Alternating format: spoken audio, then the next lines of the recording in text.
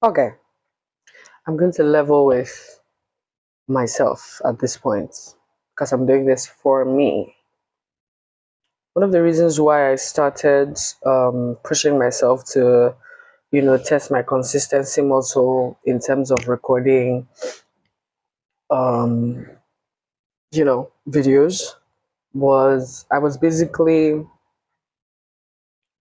psyching myself up to be able to tell this particular story.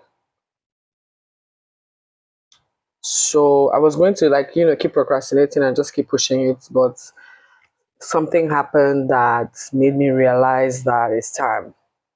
Um, so I was sitting down minding my business when I got a DM from somebody saying, "Oh, can I talk to you?" And honestly, deep down, I knew exactly what it was about before that message even came. I could feel it in my spirit.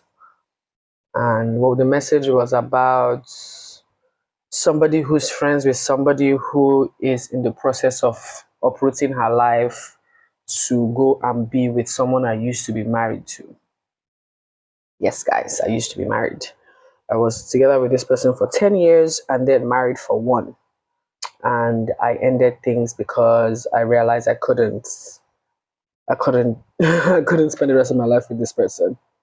So grab a popcorn, grab a joint, grab a drink, grab something because this story time is finna be clutch. Clutch. This is a story of how marrying my best friend almost cost me my life. Yeah. No, I'm not joking, I'm not exaggerating, none of that. Um I met this person in 2008. We didn't start dating till 2009. I got into uni 2008. I was 16. He was 2 years older than me, so he was 18. And we didn't start dating till my second year in uni. So we met, our friends basically set us up together, that we made sense together. We were both working in a student organization. And, you know, I wasn't really interested in anything at that time, but everybody kept like, you guys are so great together. He traveled and then he came back and was acting funny. And me, I was just like, okay, I'm not really in the. And everybody's like, no, he's sorry. I should have known. But did I listen? No, I still went. Anyway, after he traveled and had come back, we ended up now being in a proper relationship. We started talking and we got deeper and deeper. And looking back now, I realized it's trauma bonding because I grew up with a single mom, he grew up with a single mom. We grew up with family members who looked down on us, so we were determined and driven to become better than what it is our family started off as or with. Now, the difference in that space is there's two kinds of people that come out from that situation. Both of you will be determined and driven, but the reason for your drive is the baseline. My reason for my own drive is to end generational trauma and causes. My reason and my drive is for me as an entity to enjoy my life without having to go through the stress and suffering that my mother and my grandmother, my great grandmother, and all that trauma they had to go to get to this point. I refused to plug into that, and my whole point of my drive was to prove a point that it can be done without you having to drain yourself in the process. Other people come out of this particular situation with a drive, but the drive is I'm going to show them. I'm going to show them. They have to see that I'm doing better than them. I'm going to show them. That basically puts you in a space where you live your entire life based off other people's perception or reaction to you. I cannot live my life like that too. I don't know how to pretend. I don't know how to act. Like I just can't because nobody's worth me changing who I am. Like I'm not doing anything wrong. I'm not hurting anybody. Why would I now feel insecure and try to adjust myself to be carry myself in a certain way because I feel people will respect me more. If you cannot respect me the way I am normally, you shouldn't be around me, bro. Anyway, the explanation I gave earlier was the baseline of why the marriage ended. It was fundamental, like disconnecting, like life philosophies, which I'm not about to start trying to change anybody's fundamental. Yeah, very good on your own. Keep it pushing. Anyway, we ended up being together for about 10 years. I can't even really go into detail because honestly, I'm still healing from all the trauma. And there was like physical abuse, there was mental abuse, there was emotional abuse, there was isolation, there was heavy narcissism. My family couldn't visit, my best friends couldn't visit. Like, I stopped him from stealing. He was lying all the time, found out about multiple bitches. At some point, he said he wanted to have an open relationship. I'm just like, okay, bet, let's do it. But unfortunately, niggas were trying to fly me out. And he was spending money on bitches. It was not God that told him. He came back, oh, I don't think we should do an open relationship anymore.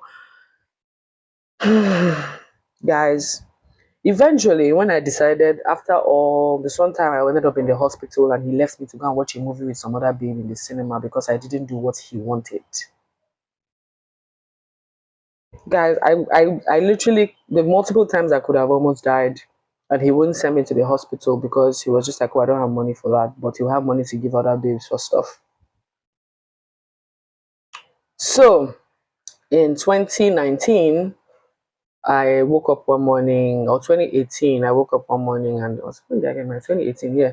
2019, I woke up one morning and I was just like, yeah, this is not how I pictured the rest of my life. God forbid that I'll be with somebody who is more concerned about other people's perception of what people think their life is as opposed to what they feel about their own lives. Nah, can't do that.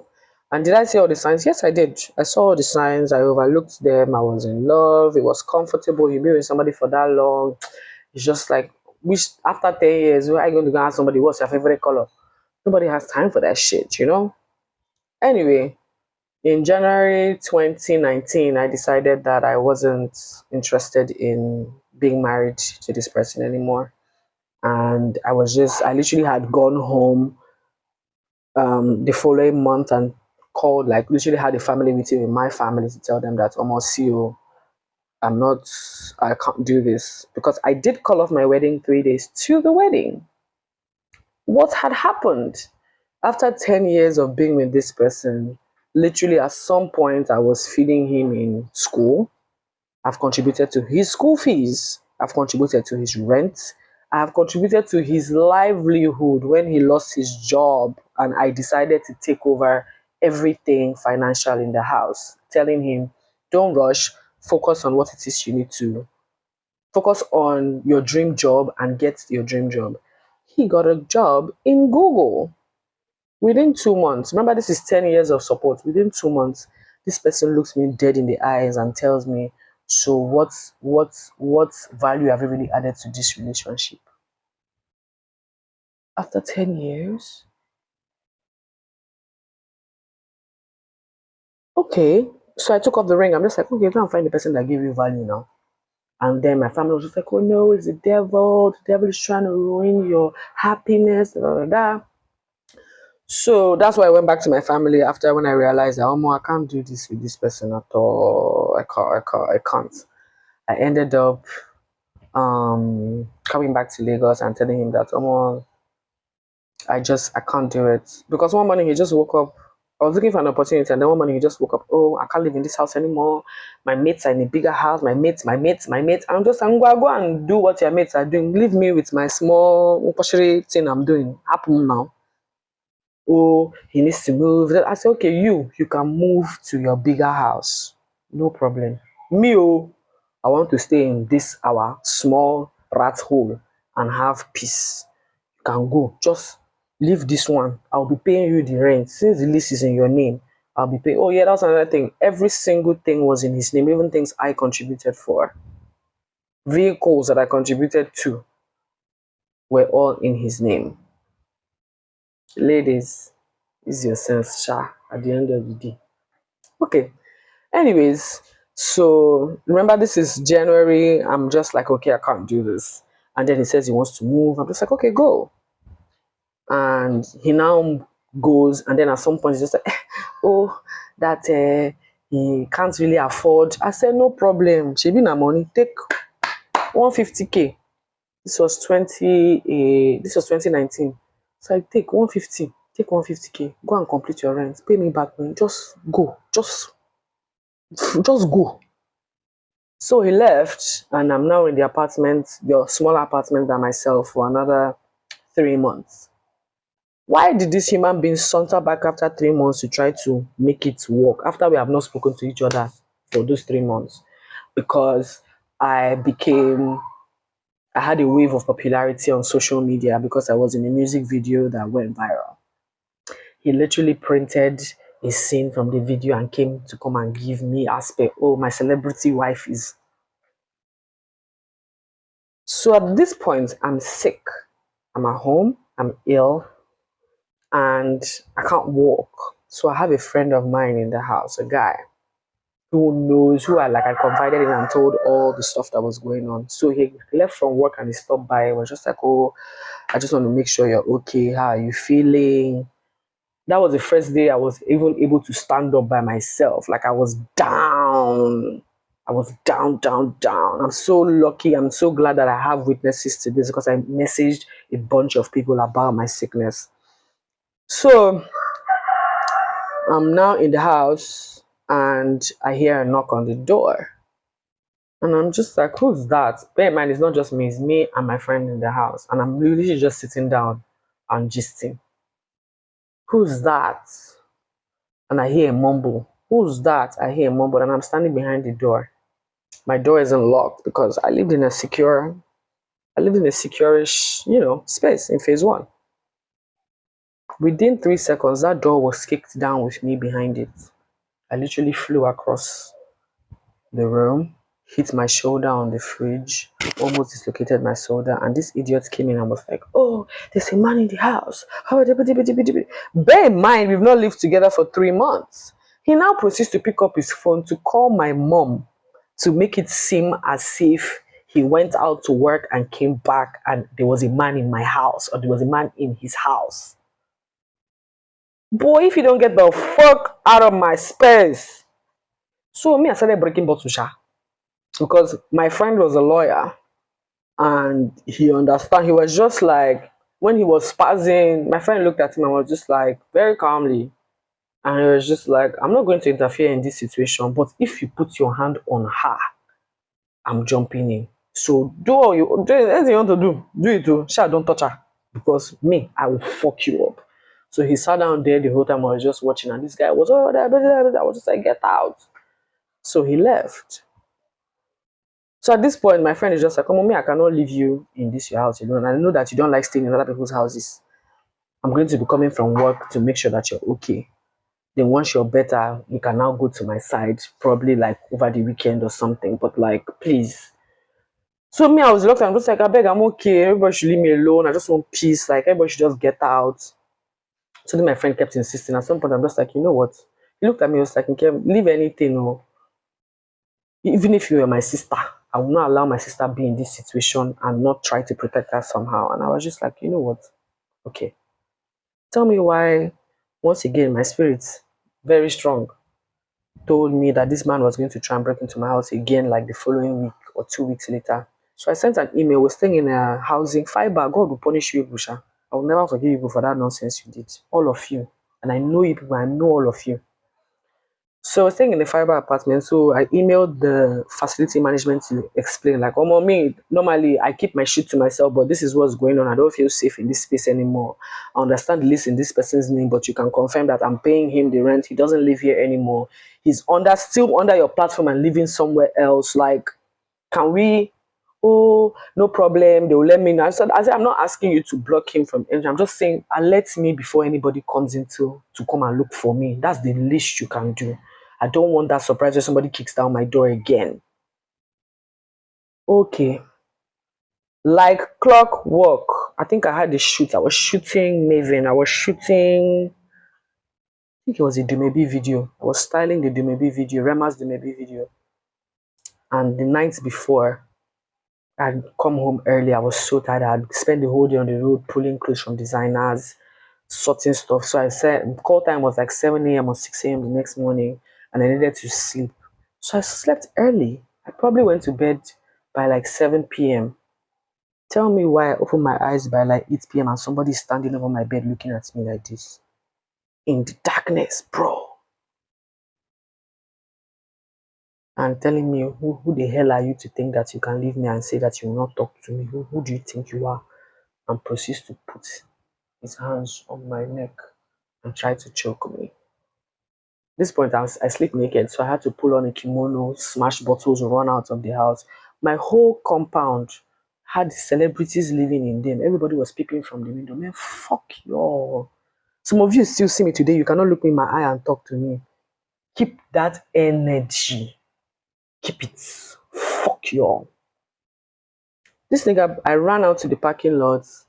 The security man came to come and try to interfere. And he was like, I'll break your face. Fuck off. Picks me up, suplex me on someone's fucking car. I'll never forget that night. As that was happening, I just called my mom and my sister. I'm just like, this is the person people wanted me to be with. Because why is he here? Because that first time he called them on the phone, was trying to form, oh my God, I came home and she was with another. My mother was just like, she has come and told us already that she's done with you. I don't understand what you're saying. He now felt stupid. Came back the second time, I now called my people. I'm just like, look at the nonsense people wanted me to end up with. This is the human being that is trying to kill me right now. Oh, I'm leaving. His car, his office driver was out. I ran to the driver. I'm just like, your boss is a fucking abuser. Went off eventually. He left. Then he now starts calling everybody to beg me. Oh, any trip. I'm going to Kenya. I'll book you a ticket to Tanzania. And then as you're landing, I'm leaving the country. I promise I'm not even going to bother you. Everything I promised you 10 years or 11 years. It took 11 years. It took 11 years for this human being that I basically gave up my life for. I had opportunities to leave this country as a model when I was 16, 17, all the way to 21, and I turned them down. I remember asking him one time, I was just like, I've had this opportunity and I really want to take it. And he goes, oh yeah, what's going to happen to our relationship? I was young, stupid.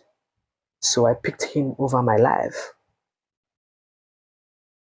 Now this person is promising me the whole world, this whole world that they promised me since. All of a sudden, now that is dawning on him that I'm done. The promises are now suddenly materializing. Let's not talk about the fact how many times I ended up in the hospital based on the stupid infections he was giving me. We talk about Greece, Rayo, Tony. I found emails at one point inside my email box where I was busy wasting my energy, time, and essence explaining to somebody why they should be truthful to me. Hey!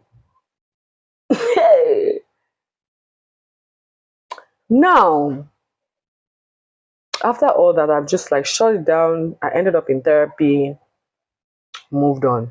This is 6 years down the line, and I'm getting a message from somebody basically breaking down the same pattern that he's doing to her best friend. This one, they're trying to move her out of the country without her family's knowledge.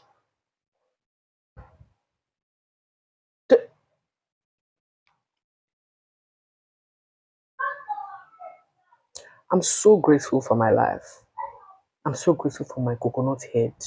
I'm so grateful for my stubbornness. I'm so grateful for my wickedness too. Because if I didn't put my foot down, my niggas, I'll be dead. I'll be dead. This is just a tip of the iceberg of the things that I went through in that 10 years. I wasn't a saint, though. Make I talk am now. I was not a saint, but I did my best to make sure that I covered this person at all times. That wasn't the case with this person to me. Like, this person lied about everything, like the most minute